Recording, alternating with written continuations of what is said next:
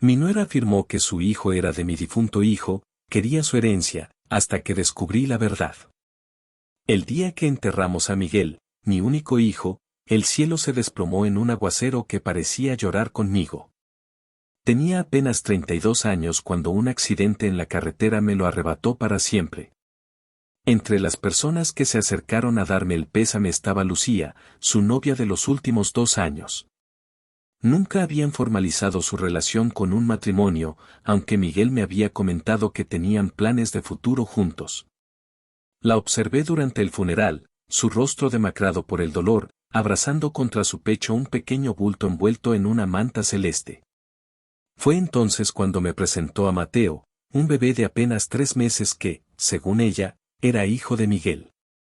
La noticia cayó sobre mí como un rayo en medio de mi duelo. ¿Un nieto? ¿Miguel había sido padre y no me lo había dicho? Lucía explicó entre sollozos que habían decidido esperar hasta que el niño cumpliera 6 meses para darme la sorpresa, querían estar seguros de que todo iba bien con el pequeño antes de presentarlo oficialmente. Sus palabras sonaban sinceras, y el pequeño Mateo tenía cierto parecido con mi hijo cuando era bebé, especialmente en la forma de sus ojos y en la curva de su sonrisa. En medio de mi dolor, sentí una chispa de esperanza, una parte de Miguel seguía viva en este pequeño ser que ahora dormía plácidamente, ajeno a la tragedia que nos rodeaba. Las semanas siguientes fueron un torbellino de emociones contradictorias. Lucía se mudó a mi casa con el bebé, alegando que no podía mantenerse sola y que quería que Mateo creciera conociendo a su abuela.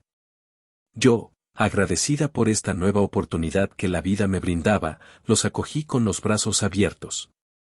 Mi difunto esposo, Roberto, había dejado un patrimonio considerable tras su muerte 5 años atrás, y Miguel, como único heredero, había recibido todo. Ahora, según la ley, ese patrimonio debería pasar al pequeño Mateo, su supuesto hijo. No me importaba el dinero, solo quería aferrarme a este pedacito de mi hijo que el destino había puesto en mis manos. Fue mi hermana Elena quien primero sembró la duda en mi corazón. Carmen, ¿no te parece extraño que Miguel nunca mencionara que iba a ser padre?, me preguntó una tarde mientras tomábamos café en la terraza, observando a Lucía que mecía al bebé en el jardín. Él te contaba todo, siempre fuisteis muy cercanos. Sus palabras me inquietaron, pero las aparté de mi mente con vehemencia. No quería dudar de Lucía, no quería perder a mi nieto, la última conexión con mi hijo. Sin embargo, las dudas comenzaron a crecer cuando noté que Lucía evitaba hablar de ciertos detalles sobre el embarazo y el nacimiento de Mateo, cambiando de tema o mostrándose evasiva cuando le preguntaba sobre fechas específicas o sobre cómo había reaccionado Miguel al saber que sería padre. Una noche, mientras Lucía dormía profundamente después de un día agotador con el bebé, hice algo de lo que no me siento orgullosa, revisé su teléfono móvil. Me sentí culpable por invadir su privacidad, pero necesitaba respuestas, necesitaba calmar esa voz interior que cada día se hacía más fuerte.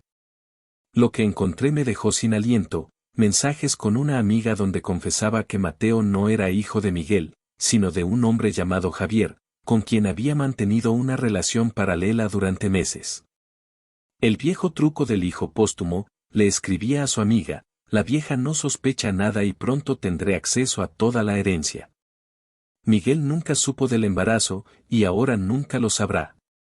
El dolor de la traición fue casi tan intenso como el de perder a Miguel. Me sentí utilizada, manipulada en mi momento más vulnerable. Pero en lugar de confrontarla inmediatamente, decidí ser cautelosa. Contacté a un abogado, viejo amigo de la familia, y solicité discretamente una prueba de ADN. Necesitaba evidencia concreta antes de enfrentarla, antes de tomar cualquier decisión que pudiera afectar al pequeño Mateo, quien, a pesar de todo, se había ganado mi corazón en esos meses de convivencia. Conseguir el ADN de Mateo fue sencillo, un cabello, un hisopo con su saliva mientras lo alimentaba.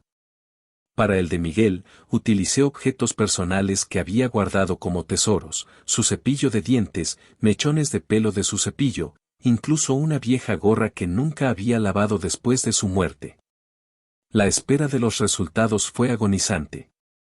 Cada vez que miraba a Mateo, me preguntaba si realmente compartíamos sangre, si aquellos ojos que tanto me recordaban a mi hijo eran solo una coincidencia cruel o el fruto de mi desesperada necesidad de encontrar a Miguel en alguna parte.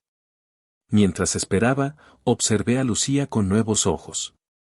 Noté cómo revisaba constantemente los documentos financieros que había dejado sobre mi escritorio, cómo hacía preguntas aparentemente casuales sobre las propiedades y las cuentas bancarias. Una tarde, la sorprendí hablando por teléfono en el jardín, susurrando: «Pronto estará todo arreglado, el abogado dice que el proceso de sucesión será rápido ya que el niño es el único heredero».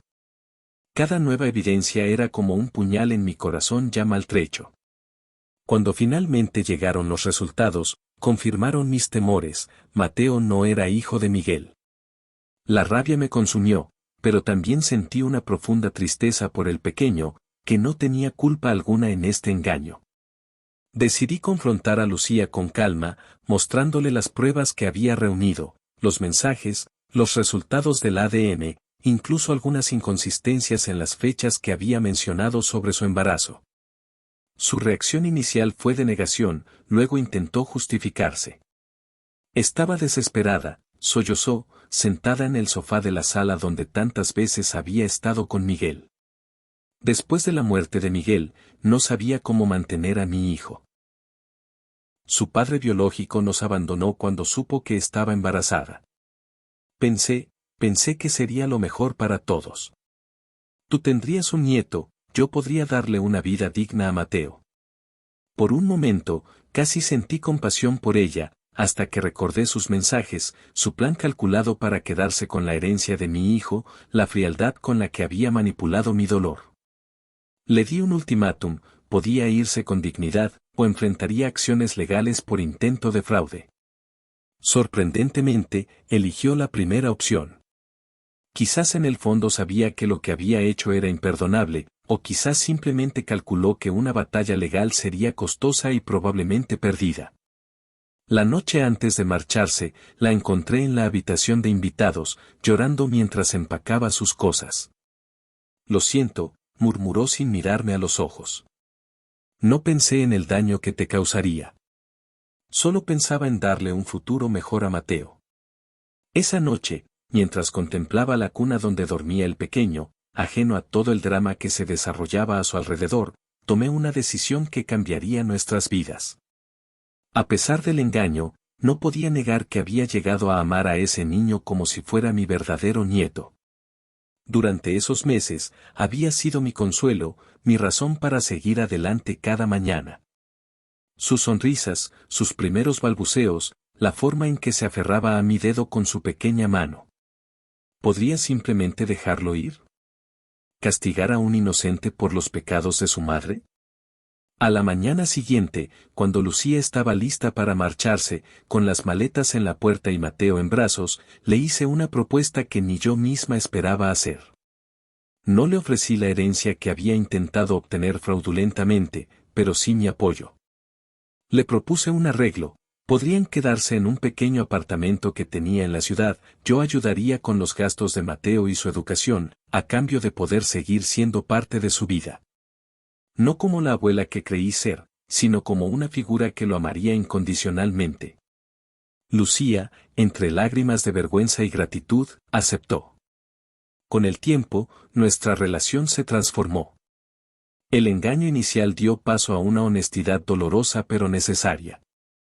Mateo creció sabiendo la verdad sobre sus orígenes, pero también conociendo la historia de Miguel, el hombre que, aunque no era su padre biológico, indirectamente le había dado una familia.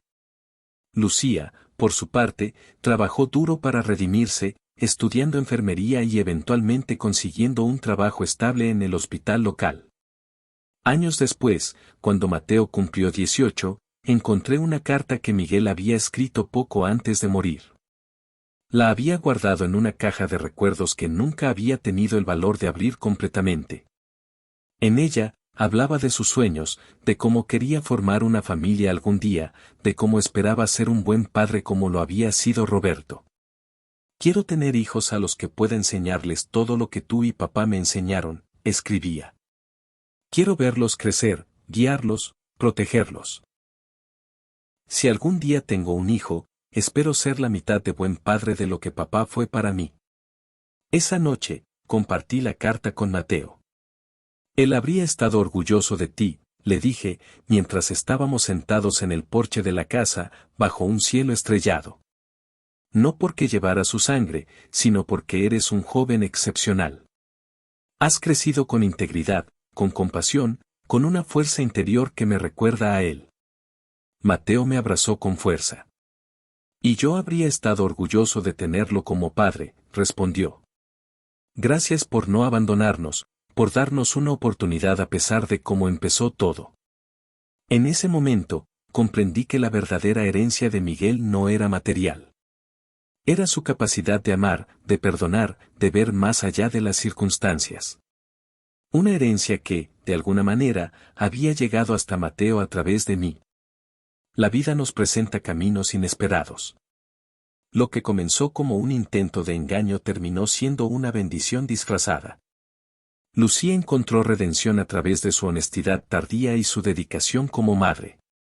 Yo encontré consuelo en un nieto que, aunque no compartía mi sangre, compartía mi corazón.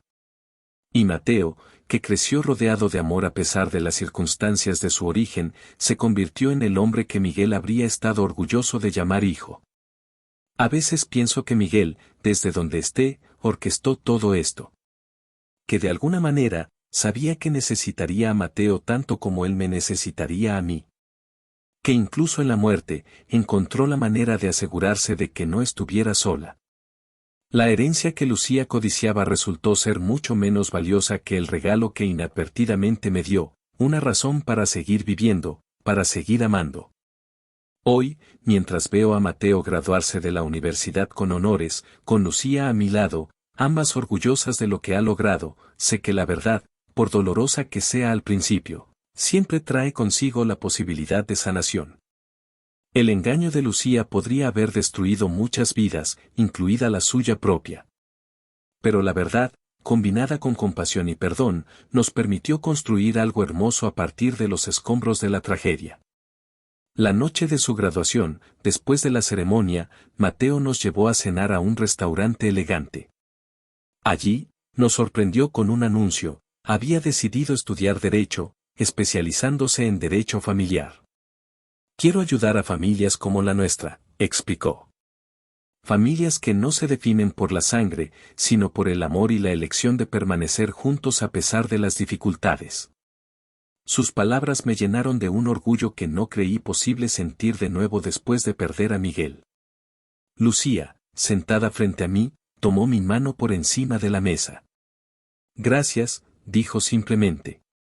No necesitaba decir más, ambas sabíamos el largo camino que habíamos recorrido desde aquel día lluvioso en el cementerio. Habíamos pasado del engaño a la verdad, del resentimiento al perdón, de ser extrañas unidas por una mentira a ser familia unida por una elección consciente. Cuando regresamos a casa esa noche, Mateo me entregó un pequeño paquete. Dentro había un marco de plata con 2 fotografías, una de Miguel cuando era joven, sonriendo a la cámara con esa sonrisa que tanto extrañaba, y otra de Mateo a la misma edad, con una sonrisa sorprendentemente similar. Para que siempre recuerdes que la familia es más que ADN, había escrito en una pequeña tarjeta. Es amor, es memoria, es elección. Y así, la historia que comenzó con una mentira terminó revelando la verdad más importante, que la familia no siempre se define por la sangre, sino por el amor que elegimos dar, por las personas que elegimos perdonar, y por los lazos que elegimos mantener, incluso cuando todo parece perdido. La verdadera herencia de Miguel vive en cada acto de amor y perdón que ofrecemos, en cada momento que elegimos la compasión sobre el resentimiento, la esperanza sobre la desesperación. Al final, descubrí que la verdad no era que Mateo no fuera mi nieto, sino que, a pesar de no compartir nuestra sangre, se había convertido en parte de nuestra familia de la manera más significativa posible. Y esa es una herencia que ninguna mentira podría jamás arrebatarnos. Hoy, mientras observo a Mateo con su propia familia, con sus hijos que me llaman bisabuela con orgullo, sé que tomé la decisión correcta aquel día. La verdad nos liberó a todos, nos permitió construir relaciones basadas en la honestidad y no en el engaño. Lucía, ahora una respetada enfermera jefe en el hospital, ha dedicado su vida a redimirse, ayudando a otros y siendo un ejemplo para su hijo. Y yo, que creía haberlo perdido todo cuando perdí a Miguel, descubrí que la vida siempre encuentra formas de sorprendernos, de ofrecernos segundas oportunidades cuando menos las esperamos. Cada año, en el aniversario de la muerte de Miguel, visitamos juntos su tumba,